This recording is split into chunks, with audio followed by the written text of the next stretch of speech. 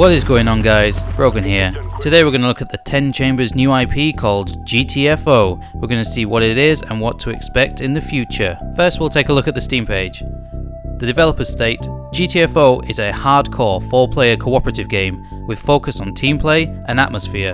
It features edge-of-your-seat suspense, team-based puzzle solving and high-intensity combat.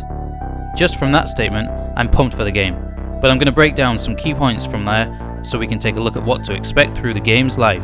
If you want to skip to a specific section, then links will be in the description, but what I would like you to do is tell me in the comments what you think GTFO stands for. Reading that the game will be 4-player co-op seems simple enough, right? Well, kind of. In one of the AMAs, the developers stated that there is no split screen planned, as the resources are best placed elsewhere. It doesn't mean that it can't happen in the future though. This is a great sign from the developers. Not only are they focusing on the important factors of the game, but if you read into it, couch co-op is possible in their eyes. They just need the time and resources to do so. Take from this then, that couch co-op isn't planned, but it could be in the future. We also need to look into what they mean by co-op.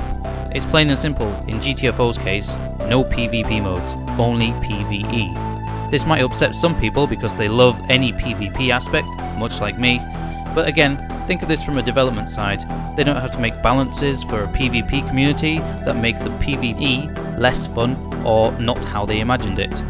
This might not appeal to everyone, but it's a great step for making the game they imagined without compromising anything. I think my initial thought about this team-based puzzle solving was wrong, but I've been playing Portal recently and I don't think any portal guns would be part of the game, so what I had to do was go away and think about what other games have team-based puzzle solving, and ended up with just games with raid bosses like Destiny or The Division. This sounds like a good thing to me. I think on top of the edge-of-your-seat suspense they're wanting to implement, adding puzzles that you have to solve is really going to ramp up the tension and make the experience something to remember. With the puzzles and experience different each time, this will make replayability one of its strongest features. The only thing I can see being a problem is if the mechanics of the puzzles aren't very clear. It makes them frustrating and horrible to deal with. If you understand how to deal with something but fail because of time or realise you needed to do something in a different order, then you don't get mad. But if you had to put a blue circle in a red square and there was no indication of why, you get frustrated and then leave the game alone. With the testing coming soon, hopefully we can address anything like this. If you want to be part of the testing, head over to the 10 Chambers website, the link as always will be in the description, and then sign up to be an ambassador and you'll get access to all the testing for free when it's available. All games will claim to have high intensity this or high intensity that, but I really do believe that GTFO may actually be able to deliver on its promise.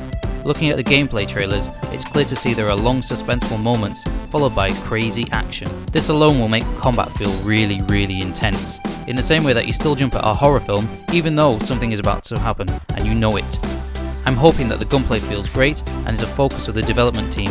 One thing for sure is on their radar is not to make the difficulty change by simply adding bullet sponge enemies. Gamer Snowfox asked, what's GTFO's stance on artificial difficulty, as in taking tremendous damage from enemies and doing low damage to them? The developers replied, we prefer the difficulty to arise from a combination of different conditions, enemy numbers, movement, speed or pattern, visibility, etc. and not just from the health of each individual enemy. GTFO is a lot about that, to combine certain monsters with behaviour or stat modifiers and certain environmental hazards and other conditions, such as fog and darkness, to complicate the combat and make it more challenging. This is further enhanced in a quote from Yalmir, I hope I said that properly, one of the GTFO devs.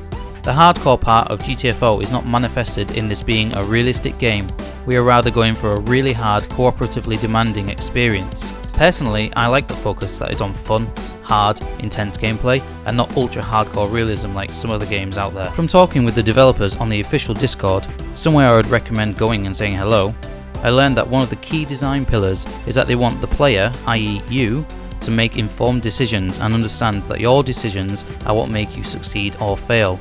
This is achieved by the expedition director setting the parameters between expeditions or attempts. This allows you to pick the right gear for the right situation.